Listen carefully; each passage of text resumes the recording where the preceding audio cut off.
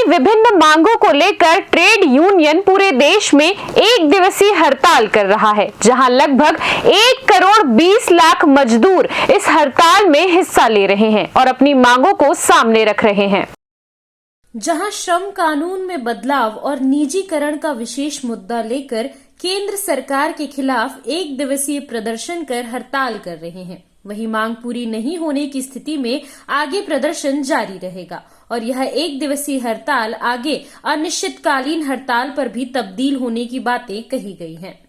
Trade union की सभी शाखाएं भारतीय मजदूर संघ के अलावा सभी शाखों ने एक दिवसीय हड़ताल का ऐलान पूर्व में किया था। 9 जुलाई को पूरे देश में एक दिवसीय हड़ताल कर सरकार के खिलाफ मोर्चा निकाला गया है, जहां श्रम कानून और बैंकों के निजीकरण का मुद्दा उठाते हुए केंद्र सरकार के खिलाफ प्रदर्शन किया गया है। वहीं चेतावनी दी गई है कि उनकी मांगों को अगर सुना नहीं गया तो यह हड़ताल अनिश्चितकालीन हड़ताल में भी बदल जाएगा।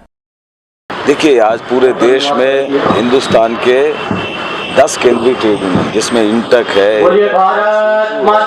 HMS है, बैंक कर्मचारी हैं, बीमा कर्मचारी हैं, राज्य कर्मचारी, केंद्र कर्मचारी, संगठित मजदूर, असंगठित मजदूर, 25 करोड़ से ज्यादा मजदूर और संयुक्त किसान मोर्चा के किसान वो आज सड़कों पर। और हमारी पहली मांग है, इस सरकार ने आजादी के पहले और आजादी के बाद देश के मजदूरों में लंबे संघर्ष के बाद जो कुछ राहत श्रम कानून का हासिल किया था, इस सरकार ने 44 से ज्यादा श्रम कानूनों को बदलकर उसे श्रम संहिता में तब्दील कर दिया।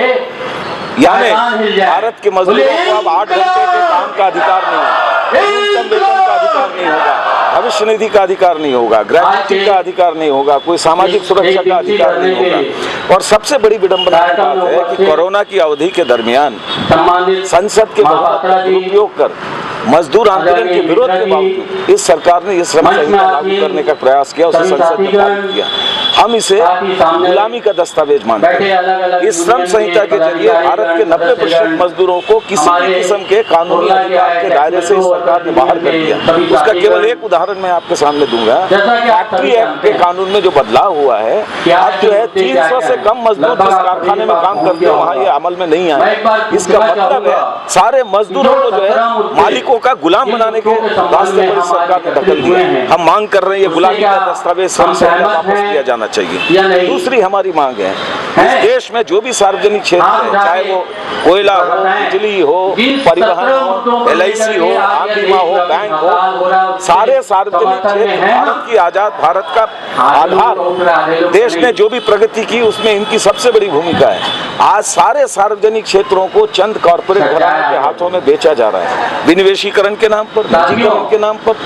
बीमा क्षेत्र के अंदर 100% विदेशी पूंजी निवेश को इजाजत दी जा रही है। यानी हमारी जो जनता की घरेलू बचत है, जिसका इस्तेमाल देश के अधोसंरचना के विकास के लिए होना चाहिए, उस घरेलू बचत को यह सरकार विदेशी पूंजी के हाथों में पेश कर रही है। और देश की हम समझते हैं असली मालिक इन सार्वजनिक क्षेत्रों की देश की जनता है। सरकार केवल मैनेजर है, मालिक नहीं।